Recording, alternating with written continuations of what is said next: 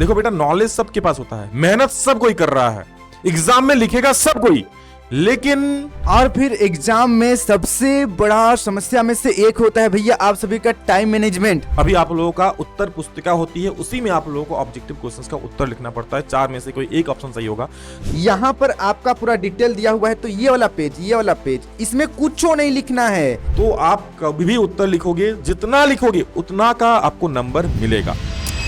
न थके अभी पैर, न हिम्मत हमने हारी है, हौसले कुछ कर दिखाने की, इसलिए सफर अभी भी जारी है। कठिन तपस्या और मेहनत मेरा हथियार है, गुरुओं से लेकर दीक्षा तेरा लाल रंग को तैयार है, और न पूछ कि मेरी मंजिल कहां है, सब्र का मैया बांध न टूटा, मैं गला किस्मत का घोट गया, और देख तेरा लाल तुझ तक टॉपर बनकर लौट गया। तो आपको पता है कि टॉपर कैसे बनते हैं, टॉपर कैसे कॉपी लिखते हैं? देखो बेटा, नॉलेज सबके पास होता है, मेहनत सब कोई कर रहा है, एग्जाम में लिखेगा सब कोई, लेकिन जो एग्जामिनर के अकॉर्डिंग लिखेगा, वो जो चाहता उस प्रकार से लिखेगा, वही टॉपर बनेगा। सब कोई टॉपर नहीं बन पाएगा। इसलिए चलिए आज आप लोग इसमें बताने वाले हैं कि आखिर टॉपर कैसे कॉपी लिखते हैं। आपके जो परीक्षा में जो कॉपी चेक करेंगे, वो किस प्रकार से उत्तर चाहते हैं आपसे, और आपको बिल्कुल उसके अकॉर्डिंग लिखना पड़ेगा, तभी आपको उसमें पूरे नंबर देंगे और टॉपर बनोगे आप। चलिए हम और हल्दर सर मिलकर आज ये सारा बताएंगे आप लोगों को, और लास्ट में आप सभी को टॉपर्स की कॉपी भी दिखाएंगे। क्या सर? बिल्कुल, लास्ट में आप लोगों को स्पेशल की टॉपर कैसे कॉपी लिखते हैं, वो स्पेशल कॉपी आपको आज दिखाने वाला है। बिल्कुल ओरिजिनल कॉपी टॉपर्स का, ठीक है, मजा आएगा। हुआ है और किस नंबर क्वेश्चन में कितना नंबर दिए हैं एग्जामिनर, वो भी आपको दिखेगा। बिल्कुल बिल्कुल। तो चलिए से शुरू करते हैं। ओके, तो देखिए, सबसे पहले हम लोग बात करेंगे सब्जेक्टिव प्रश्नों को उत्तर कैसे दे। देखिए, ऑब्जेक्टिव का भी बताएंगे, और सारे बच्चों 10th और 12th वाले सभी लोग देखो, सबके लिए है स्पेशल, है ना। तो सबसे पहले आप लोग का साफ साफ शब्दों में अपना उत्तर लिखे। अगर साफ साफ नहीं लिखो तो एग्जामिनर वहीं पे माथा गोल हो जाएगा। और अगर आप उत्तर सही भी लिखते हो, साफ सुथरा नहीं लिखते हो, काटकुट करते हो, राइटिंग सही से नहीं लिखते हो, तो आपको वहां पर नंबर काट देगा एग्जामिनर, है ना। साफ सुथरा लिखोगे बेटा तो वो खुश होगा और आपको नंबर बढ़ा चढ़ा के देगा। तो सबसे पहला पॉइंट, आपको कॉपी बिल्कुल साफ साफ रखना, खिचड़ी नहीं करना है ना। कहीं मान लो गलत अगर हो गया तो सिर्फ, अगर गलती तो करना ही नहीं है, अगर कहीं हो गया तो सिर्फ एक ऐसे 2 लाइन खींचना है, ये नहीं कि ऐसे ऐसे ऐसे काट दे रहा है, ये नहीं करना है। बिल्कुल। और फिर जब भी आप सब्जेक्टिव लिखते हैं तो भैया कोशिश कीजिए पॉइंट्स वाइज लिखने का। पॉइंट्स वाइज में क्या है कि तुरंत आंसर दिखता है, वर्ड्स दिखते हैं। जो एग्जामिनर है, जो चेक कर रहे हैं, साफ साफ कम, मतलब जितना कम समय लगेगा कॉपी चेक करने में, उतना ज्यादा नंबर मिलेगा, ठीक है। और वहां पर आप सभी के लिए घंटों नहीं बैठेंगे, मतलब मिनट नहीं देंगे। टीचर ये सभी के साथ है, तुरंत तुरंत कॉपी चेक होता है, तुरंत तुरंत, जस्ट आंखों का झलक झलक पे, ठीक है। तो पॉइंट वाइज देना है, और कोशिश कीजिएगा कि एसएसटी और आपका जो साइंस है, इसमें पॉइंट वाइज बहुत इंपॉर्टेंट है। बाकी इंग्लिश हो गया जिसमें करेक्टर स्केच आता है, और लोग उसमें उतना पॉइंट वाइज काम नहीं करेगा, बट एसएसटी एंड साइंस में पॉइंट वाइज बहुत इंपॉर्टेंट है। चलिए अगला देखते हैं हम लोग। बिल्कुल सर, अच्छी शुरुआत, देखिए इसका अर्थ क्या होता है। अच्छी शुरुआत मतलब आप जब भी उत्तर लिखोगे, एग्जामिनर पहले के 4-5 लाइन आपको बहुत गौर से पढ़ेगा, और अंतिम के 4-5 लाइन। तो आप जब भी किसी को उत्तर लिख रहे हो ना, तो कम से कम स्टार्टिंग का 4-5 और अंत का बहुत ही अच्छा लिखना। स्टार्टिंग तो बहुत ही अच्छे से करना बेटा, क्योंकि वही आपका समझो आगे का सारा, क्योंकि एग्जामिनर के पास उतना समय नहीं कि एक एक लाइन पढ़े, है ना। वो ऊपर ऊपर देखेगा, लेकिन पहले का कुछ लाइन जरूर पढ़ेगा। तो उसका उत्तर बिल्कुल साफ साफ शब्दों में और टू द पॉइंट लिखना। ये नहीं कि कुछ और लिख रहे हैं घुमा फिरा के, नहीं। आप उत्तर जो पूछा है, क्वेश्चन में जो पूछा है वही लिखना, है ना। और अंत में भी अपना 4-5 लाइन सही सही लिखना, बिल्कुल टू द पॉइंट। और फिर एग्जाम में सबसे बड़ा समस्या में से एक होता है भैया आप सभी का टाइम मैनेजमेंट। बहुत सारे बच्चे बहुत तेज होते हैं, सब कुछ आंसर आता है, एग्जाम हॉल के बाहर अपने माथा पीटते रहते हैं, यार समय नहीं मिला, समय नहीं मिला, समय नहीं मिला, और 5 मिनट समय मिलता, सर तो एकदम ऐसे ठीक कॉपी ले लिए। भैया आपको 3 घंटे का समय मिलता है ना, सबको उतना ही समय मिलता है। जिसका 60% आता है उसको भी 3 घंटे का समय मिला है, जिसका 99% आता है, जो टॉपर बनता है, उसका भी 3 घंटे का ही समय मिलता है। तो आप टाइम पहले मैनेज कीजिए। प्री बोर्ड में आपने एग्जाम दिया तो आपको पता चला होगा कितना समय लगता है, आप कितना समय एमसीक्यू में दे रहे हैं, सब्जेक्टिव में कितना दे रहे हैं, लॉन्ग आंसर में कितना दे रहे हैं, शॉर्ट आंसर में कितना दे रहे हैं, सब कुछ आप पहले माइंड सेट कर लीजिए, ठीक है। ये टाइम मैनेजमेंट बहुत इंपॉर्टेंट है, क्योंकि हर क्वेश्चन को आपको अटेम्प्ट करना है। ऐसा ना कि आप ऑब्जेक्टिव में ही ज्यादा समय देते हैं, सब्जेक्टिव के लिए समय नहीं बचा, या सब्जेक्टिव शुरू किया, ऑब्जेक्टिव के लिए समय नहीं बचा। आप टाइम मैनेजमेंट करना सीखे, एग्जाम में बहुत इंपॉर्टेंट है, क्योंकि पूरा साल भर का जो भी ज्ञान आपको 3 घंटे में ही देना है, ठीक है। अगला देखते हैं सर। आप लोगों का एग्जाम्पल्स देखो, जब भी कोई उत्तर लिख रहे हो अगर उसमें एग्जाम्पल्स देने जरूरी है तो जरूर दो। मान लीजिए किसी में एग्जाम्पल्स नहीं लगते हैं तो उसमें कोई दिक्कत नहीं, लेकिन अगर उसमें एग्जाम्पल्स आप दे सकते हो जरूर देना। साथ साथ कई प्रश्न ऐसा भी रहता है जिसमें साफ साफ लिखता है कि इसका उदाहरण दे, तो उसमें तो जरूर देना है, उदाहरण का भी नंबर मिलेगा, है ना। अगर आप उदाहरण नहीं दोगे तो उसमें नंबर भी कट जाएगा। अगर आपको लिखा गया कि भाई ये क्या है और इसका उदाहरण दे, तो उदाहरण आपको लिखना है। और इसके अलावा भी ऐसे भी क्वेश्चन आते हैं जहां पर उदाहरण होते हैं तो वहां भी जरूर देना है। बिल्कुल। उसके बाद अंतर वाला क्वेश्चन आता है, ये आपका एसएसटी में आता है और साइंस में आता है, दो में, ठीक है, ज्यादातर। तो जब भी अंतर वाला क्वेश्चन पूछा जाए भैया, ये आपका जो पेज है, ये आपका जो पेज है उसमें बीचों बीच में एक लाइन जरूर खींचिए, बीचों बीच में एक लाइन खींचिए, इधर पहला चीज को रखिए, इधर दूसरा चीज को रखिए, और इस प्रकार से अंतर, ये ही फॉर्मेट है। बहुत सारे बच्चे पहला टॉपिक का आंसर यहां पर, फिर अंतर में दूसरा यहां पर, इस तरीके से लिखते हैं। ये गलत है, गलत नहीं है, पर ये वाला ज्यादा इफेक्टिव है, इस तरीके से बॉक्स बनाकर, ठीक है, ये ज्यादा इफेक्टिव है। तो ये वाला फॉलो कीजिएगा जब भी आप अंतर लिख रहे हो, और अच्छा नंबर मिलेगा आपको। बिल्कुल। अब आप लोगों का बात करेंगे ऑब्जेक्टिव प्रश्न का उत्तर। देखिए आप लोगों का पहले होता था ओएमआर सेट में, बट अभी ये नहीं होता है। अभी आप लोगों का उत्तर पुस्तिका होती है, उसी में आप लोगों को ऑब्जेक्टिव क्वेश्चंस का उत्तर लिखना पड़ता है। 4 में से कोई एक ऑप्शन सही होगा। तो अभी मैं 10th वाला बता रहा हूं, अभी हल्दर सर आगे आप लोग 12th वाला भी बताएंगे, है ना। तो सबसे पहले 10th वाला अगर हम बात करें तो देखिए 10th वाला के लिए, अरे 1 मिनट से 10th वाला हम लोग निकाल देंगे। 10th वाला आप लोगों का ये देखिए, ठीक है। तो ये देखिए क्या है, उच्च कोटि का पॉलिश किया हुआ, जैसे आप लोग का प्रश्न है, देख सकते हो, उच्च कोटि का पॉलिश किया हुआ कांच का पृष्ठ क्या कहलाता है ना। तो ये जैसे इसका उत्तर मान लीजिए आपका हो जाए क्या, दर्पण हो जाएगा, है ना। कांच का पृष्ठ है, पॉलिश किया हुआ है, तो दर्पण इसका, ये टिक नहीं करना है आपको, ठीक है। आपको क्वेश्चंस पेपर यहां पर आपका उत्तर जाएगा, ठीक है। तो जैसे आपका इसका उत्तर क्या है, ये सी नंबर है, तो इसका उत्तर आप यहां पे लिखोगे, ऐसा जो जो है यहां पर डिट्टो आप यहां पे उतार देना है। जैसे सी लिखा है तो सी आप लिख दिए, और आपका लिखा है दर्पण तो आप यहां पे लिख दोगे साफ साफ शब्दों में दर्पण। बस इतना आपको करना है, ठीक है। तो आपको इसका पूरा पूरा नंबर मिल जाएगा। और इसे टिक करोगे ना करोगे उससे कोई दिक्कत नहीं, लेकिन यहां पे लिखना ही है। यहां पर अगर नहीं लिखोगे तो आपको नंबर नहीं दिए जाएंगे, है ना। बहुत सारे बच्चे सिर्फ इसको कर देते हैं, बहुत सारे बच्चे सिर्फ ऑप्शन कर देते हैं। ऑप्शन से नहीं चलेगा भैया, ऑप्शन के बाद जो वर्ड्स इधर दिए हुए उसको भी लिखना बहुत जरूरी अगर है। खाली आप टिक कर दोगे चलो भाई ऐसा, तो ये नहीं, आपको उत्तर यहां लिखना है। और ये जैक बोर्ड द्वारा जारी किया गया गाइडलाइंस, तो इस पर जरूर ध्यान देना। तो इसको बिल्कुल ध्यान रखना आप लोग। और आगे अभी अगला जो है भैया डायग्राम वाला, डायग्राम वाला जो है एकदम मौका पे चौका मार देना है। चाहे डायग्राम अगर बोला है डायग्राम, तो डायग्राम तो बनाना ही है। और अगर आंसर में मतलब क्वेश्चन में डायग्राम का मेंशन नहीं है, लेकिन कहीं पर जरूरत पड़ रहा है डायग्राम का, तो डायग्राम बनाइए। इससे फायदा ही फायदा है आपका। पहला फायदा तो ये कि समय बचता है डायग्राम बनाने से, ठीक है। डायग्राम बनाने में भैया ज्यादा एरिया कवर करता है, उतना लिखिएगा और डायग्राम बनाइएगा। डायग्राम बनाने में कम समय लगेगा, और फिर एरिया भी ज्यादा कवर करेगा और अट्रैक्टिव भी लगता है। तो डायग्राम अगर कहीं पर जरूरत पड़ रहा है तो एकदम छोड़ना नहीं है डायग्राम को। डायग्राम मस्ट है, खासकर साइंस मैथ में एकदम नहीं छोड़ना है डायग्राम। स्टेप मार्किंग का भी नंबर मिलता है, ठीक है। तो डायग्राम को एकदम नहीं छोड़ना है आप सभी को। बिल्कुल। और डायग्राम जो भी बनाइएगा एकदम पेंसिल से बनाइएगा, है ना। हाँ, पेन से नहीं, बिल्कुल पेंसिल से। और आप लोगों का अगला है न्यूमेरिकल्स। देखिए आप लोग एग्जाम में न्यूमेरिकल्स रहेंगे, साइंस में रहेंगे, है ना।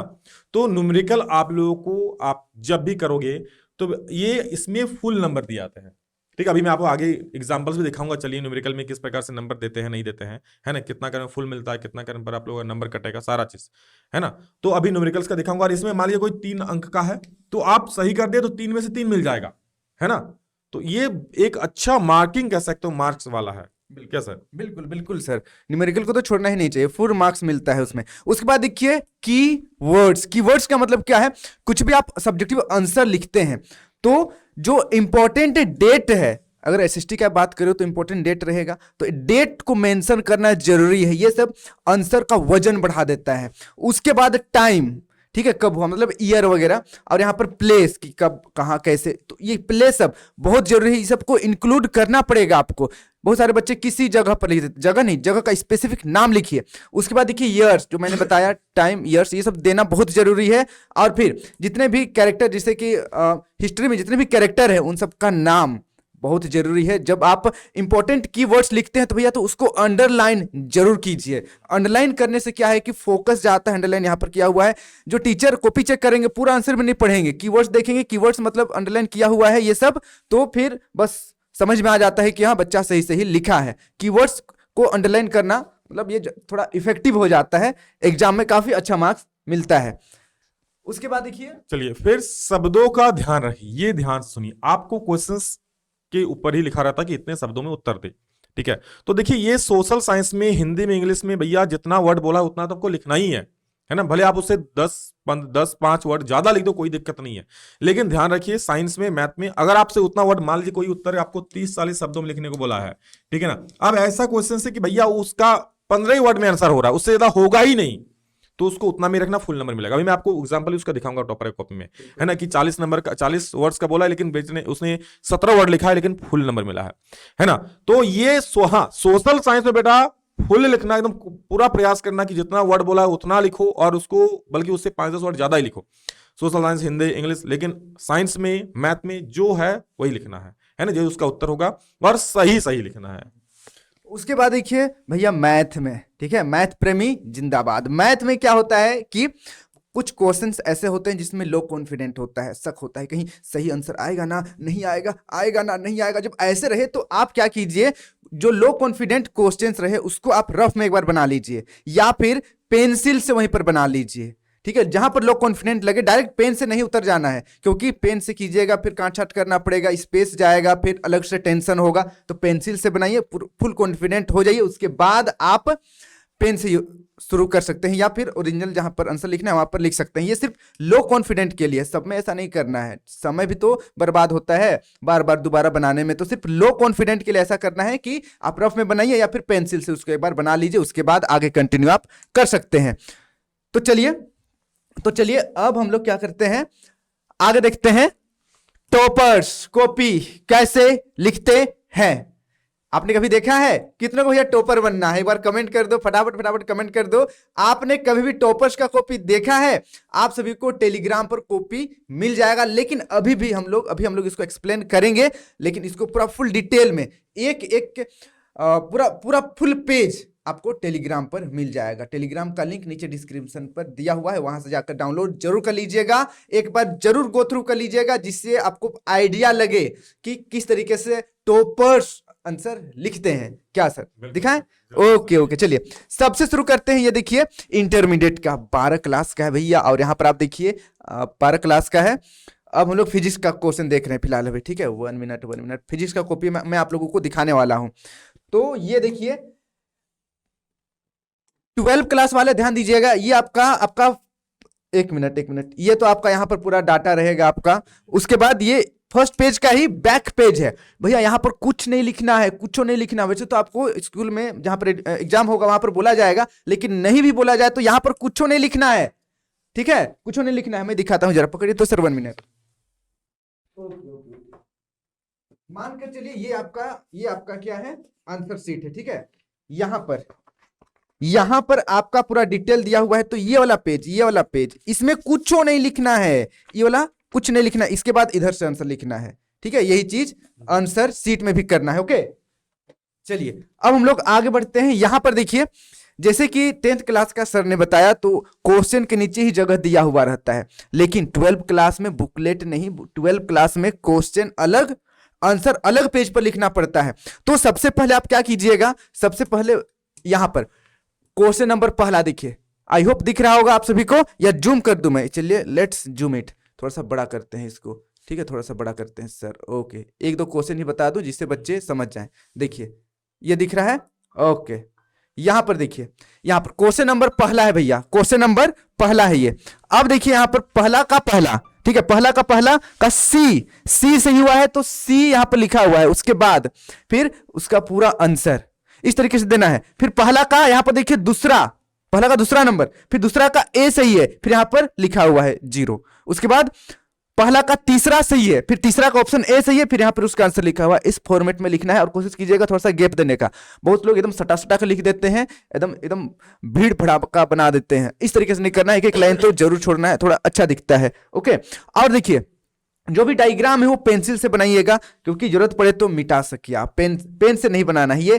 ये सब क्या है कि नैतिक चीजें हैं। ओके, कि डायग्राम को जो भी है वो आप पेंसिल से यूज कीजिएगा। और जो मैं कह रहा था अंडरलाइन करने वाला, ये देखिए यहाँ पर जो मेन पॉइंट सबको अंडरलाइन किया हुआ है, आप अगर देख सकते हो तो। और ये ब्लैक कलर से किया हुआ है। जरूरी नहीं है कि आप ब्लैक कलर यूज करें, बट कोशिश कीजिए कि जो भी इंपॉर्टेंट है, जैसे यहाँ पर बीच में भी लिखा हुआ है, देखिए टेंजेंट, इसको अंडरलाइन किया हुआ है, ये इंपॉर्टेंट है। ठीक है, तो ये सबको अंडरलाइन किया हुआ है, ये सब आप कर सकते हैं, अच्छा नंबर मिलेगा। पूरा पढ़ने से अच्छा टेंजेंट लिखा हुआ है, देखिए साफ साफ दिख रहा है, तो इससे अच्छा मार्क्स मिलता है, इफेक्टिव आंसर बनता है ये। उसके बाद देखिए, जब भी आप देखिए अलग अलग किया हुआ है, तो बीच में लाइन खींचकर किया हुआ है, दो अलग अलग यहाँ पर डिफरेंस टाइप का कुछ लिखा हुआ है। उसके बाद देखिए, जब भी आप इक्वेशन या फिर आंसर आखिरी में लाते हैं मैथ में भैया, तो आखिरी में एक बार आप इस तरीके से कर सकते हैं। जरूरी नहीं है, पर अच्छा दिखता है, इसने कर दिया है, कोई दिक्कत नहीं। आप करना चाहते हो करें, अदरवाइज नहीं भी करेंगे तो कोई दिक्कत नहीं, पर अच्छा दिख रहा है। देखिए किस तरीके से इक्वेशन को बिल्कुल मेंटेन करके इन्होंने रखा है। ये टॉपर्स है भैया, टॉपर्स है। चलिए अब बढ़ते हैं आगे। ये रहा 10th क्लास का। चलिए अब 10th वालों देखो कैसे आखिर कॉपी लिखा जाता है, कैसे कॉपी है एक टॉपर्स का। तो देखो ये आपका फ्रंट पेज रहेगा, बाकी यहाँ पर आपका अपना डिटेल्स जो भी है, पंजीयन संख्या, पंजीयन वर्ष, ये तो आप लिख रहे हो, अपना रोल कोड जो भी लिखना होता है। ठीक है, इसके आगे जैसे हम लोग बढ़ेंगे, ठीक है, तो देखो ये ऑब्जेक्टिव वाला आपको बता दे कैसे उत्तर लिखना है। ठीक है, अभी हम लोग सब्जेक्टिव में बढ़ेंगे, तो ये आप लोगों का सब्जेक्टिव देखिए यहां से शुरू होता है। ठीक है, तो ये देखिए आपका 2 नंबर वाला प्रश्न है।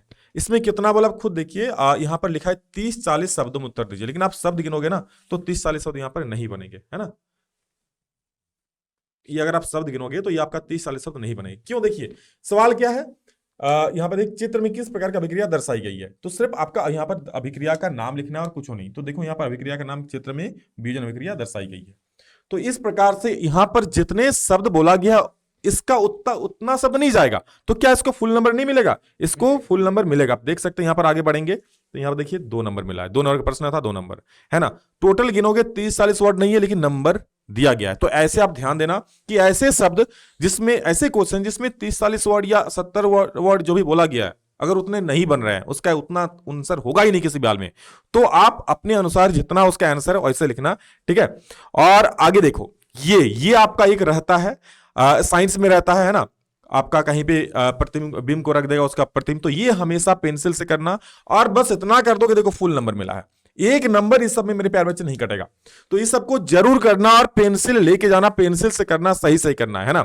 आगे देखोगे इस प्रकार, है ना, इसमें भी देखो इक्वेशंस है, तो इक्वेशंस को अच्छे से दिखाना।